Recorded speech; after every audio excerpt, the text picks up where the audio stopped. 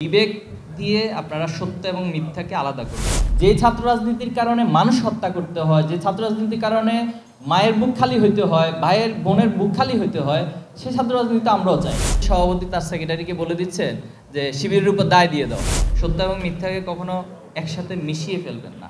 আমরা জানি যে বিগত সময়ে এই ফ্যাসিস্ট আমলে আপনারা অনেক সত্যকে তুলে ধরতে পারেননি, এটি বাস্তবতা ছিল আপনাদের জন্য, এবং আপনাদের উপর চাপিয়ে দেওয়া হয়েছিল, এবং অনেক মিথ্যাকে সত্য পরিণত করার জন্য আপনাদের উপর চাপানো হয়েছিল।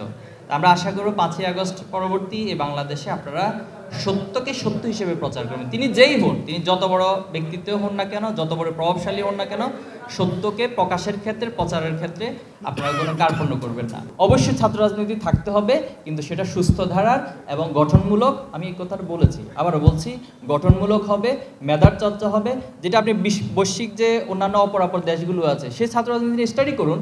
আমি আমার সকল ছাত্র সংগঠন থেকে শুরু করে বাংলাদেশে যারা সচেতন, বিশ্বের অপরাপর দেশগুলোতে ছাত্র রাজনীতির কেমন চর্চা হয় আপনি সেখানে খুঁজে দেখুন। সেখানে সেখানে স্টাডি সার্কেল হয়, সেখানে বিভিন্ন জাতীয় ইস্যু নিয়ে ক্যাম্পেইন হয়, সেখানে তাদের ভিতরে ছাত্রদের অধিকার নিয়ে ভয়েস রেজ করা হয়, পলিসি ডিবেট হয় যে একটা রাষ্ট্র কিভাবে চলবে সেটা নিয়ে ছাত্র সংগঠন এবং ছাত্র অ্যাসোসিয়েশনগুলোর মধ্যে পলিসি ডিবেট হয়। কিন্তু আজকে আমাদের মধ্যে সেই পলিসি ডিবেট নাই। আমরা বরং সেই ছাত্র রাজনীতি চাই, যেটি আমি আমার শুরুতে সংজ্ঞায়নে বলেছি, যার মধ্য দিয়ে মেধার চর্চা হবে, যার মধ্য দিয়ে সেবামূলক প্রতিযোগিতা হবে, যার মধ্য দিয়ে বাংলাদেশের রাজনৈতিক সচেতনতা এবং গঠনমূলক রাজনীতি এবং ভবিষ্যৎ নেতৃত্ব তৈরি হবে। আমরা সেই রাজনীতি চাই।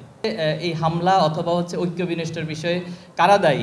পাশ থেকে সভাপতি তার সেক্রেটারিকে বলে দিচ্ছেন যে শিবিরের উপর দায় দিয়ে দাও, এবং এটা ভাইরাল হয়েছে, আপনারা দেখেছেন। তো এই রাজনীতি করে আসলে কতটুকু অর্জন করতে পারবেন? আপনারা কি 5ই আগস্টের যে জেনারেশন তৈরি হয়েছে, এই জেনারেশন সাইকোলজি বুঝতেছেন? এদের পালস কি বুঝতেছেন? যদি না বুঝে রাজনীতি করেন তাহলে তো আগের যাদের পরিণতি যা হয়েছে আপনাদের পরিণতি তো তাই হবে। তো এই কুয়েট ক্যাম্পাসে সকল ধরনের ছাত্র রাজনীতি নিষিদ্ধ করার পর এটি তো ছাত্র শিবির নেয় না এই সিদ্ধান্ত। আপনি এখন ছাত্র শিবিরের উপরে এই দায় কীভাবে দিচ্ছেন? তো এটা কি আমাদের কোনো ভূমিকা ছিল এখানে ছাত্ররা তাদের দাবি দাওয়া উত্থাপন করেছে। সকলে আপনার খুলনা বিশ্ববিদ্যালয়ের কথা জানেন, সেখানেও ছাত্র রাজনীতি নিষিদ্ধ রয়েছে। তো এখন শিক্ষার্থীদের দাবির প্রেক্ষিতে বিশ্ববিদ্যালয়ের সিন্ডিকেট সেই সিদ্ধান্ত গ্রহণ করেছে। এখন সেখানে আমি যতটুকু জেনেছি খোঁজখবর, যে ছাত্রদলের একটা কমিটি হয়েছে, এবং সেই কমিটি তারা তাদের তৎপরতা এবং সম্ভবত ফর্ম বিলি করেছিল। তো তার প্রতিপদে বৈষম্য বিরোধী এবং সেখানে যারা আছেন সাধারণ শিক্ষার্থীরা, তারা সেটার প্রতিবাদ করেছে। সেই প্রতিবাদ মিছিলে ছাত্রদলে যারা কমিটির যারা ছিলেন, তারা স্ল্যাং ইউজ করছে কিছু বিষয়, অথবা সেখানে কিছু একটা প্ল্যাটফর্মের নাম দিয়ে তারা সেখানে কিছু কথা কাটাকাটির বিষয়গুলো সূত্রপাত হয়েছিল।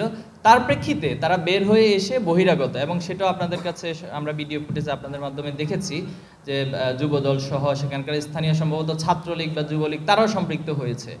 তো এটা তো আসলে কাম্য ছিল না। আবার সেটাকে দায়টা ছাত্র শিবিরের উপর দিয়ে দেওয়া, এটা খুবই অনভিপ্রেত এবং আমাদের জন্য কাম্য ছিল না।